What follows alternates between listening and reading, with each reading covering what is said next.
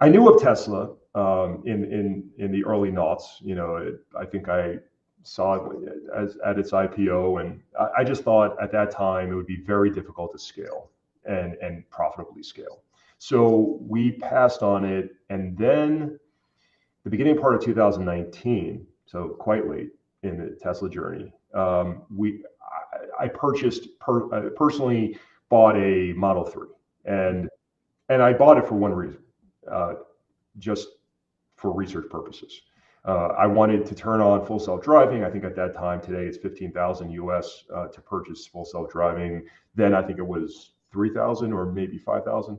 So I wanted to see the product. I thought that research process would be very valuable to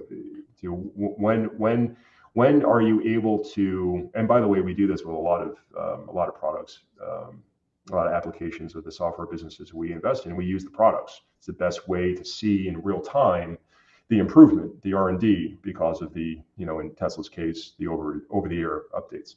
So anyway, bought the car and had a really interesting conversation coincident with purchasing the car with a firm called Worm Capital. Have you heard of Worm Capital? Sure, yeah. Brilliant guys over there. Arnie Allison, he's been at it for a very long time. He was on Amazon Web Services very early. Great investor, brilliant thinker and researcher.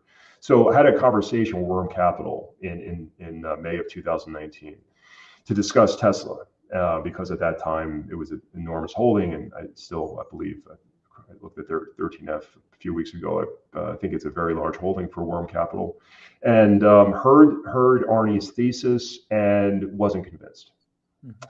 But now in 2022, beyond convinced that Tesla has such a high probability of being the iPhone of the mobility revolution, even greater than the iPhone of the mobility revolution, and that's because we think they're ultimately going to license full self-driving to these legacy OEMs.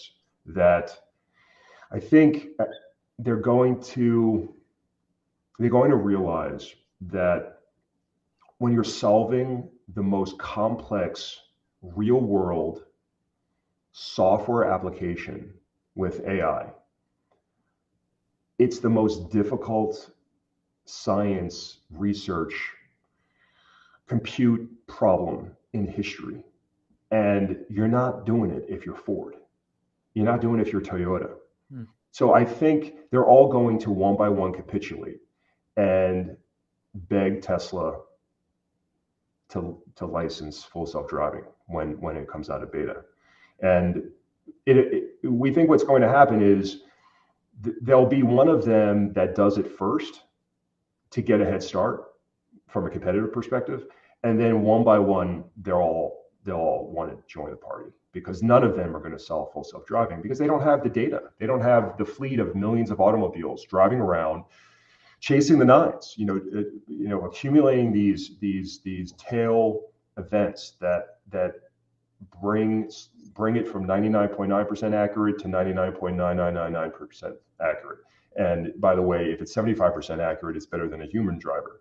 So they don't have that data. And because of that, and they don't have the compute power that Tesla has. Tesla has designed the entire machine learning compute system, the Dojo system, from the chips to the chips in the automobile, to the chips in their data center. They're essentially migrating off the NVIDIA platform because they're designing a better system that can handle better and quicker bandwidth. And that has a lot to do with, they've got 25 transistors on a contiguous sheet of silicon. So whereas NVIDIA's chips are isolated on individual pieces of silicon, and now you're relying on your networking to slow down that latency. Whereas Tesla's got 25 of them, which is magical, like never been done before in the history of compute.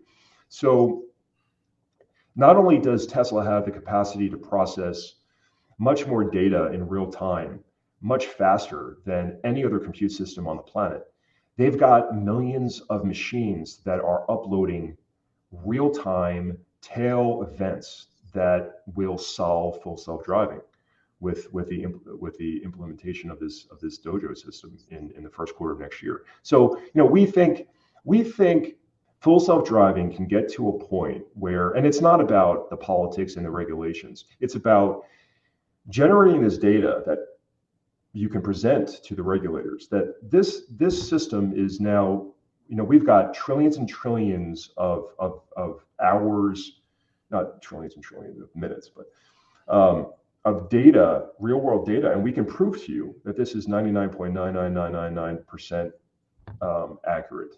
And listen, if a country wanted to get an advantage economically from the deflation that comes with an autonomous transportation system, well, one by one, a country that wants this advantage will turn on full self-driving to get this economic advantage, where the biggest cost of logistics is the human driver, and the biggest time suck on productivity is sitting in traffic.